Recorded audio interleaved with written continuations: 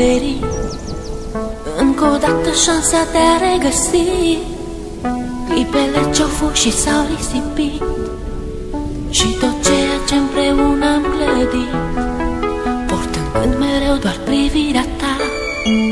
Realitatea nu o pot accepta. Ieri erai cu mine, azi nu mai ești. Ce s-au scris cândva au fost doar povești. Tu spuneai mereu trăiește-ți clipa, viața însă n-a putut ierta. Tu ești sus acolo printre îngeri, mi-a rămas doar amintirea ta. Vei rămâne în gândul meu, la bine și la greu. Iar tot ceea ce-am făcut împreună ne va lega mereu.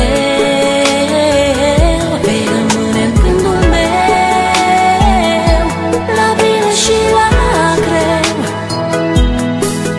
Iar tot ceea ce-am făcut împreună ne va lega mereu.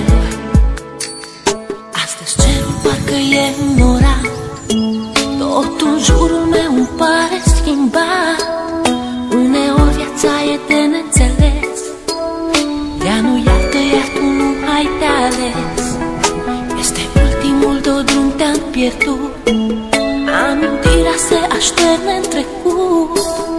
Ieri erai un suflet nevinovat, astăzi îngerii din cer mi te-au luat.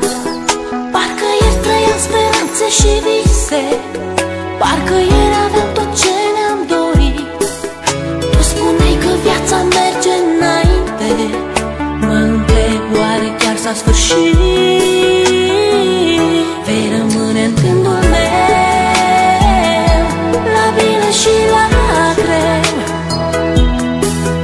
Iar tot ceea ce-am făcut împreună ne va lega mereu. Vei rămâne în gândul meu, la bine și la greu. Iar tot ceea ce-am făcut împreună ne va lega mereu. Știu că mă auzi. Este poate ultima oară când te privesc în ochi, ultima oară când îți văd chipul, ultima oară când îți vorbesc. Lacrimile nu-ți pot șterge amintirea. Ai ales un drum pe care nu există suferință, nici durere. Mi-e greu să accept, însă, independent de noi, viața merge înainte. Parcă ieri trăiam speranțe și vise, parcă ieri aveam tot ce ne-am dorit.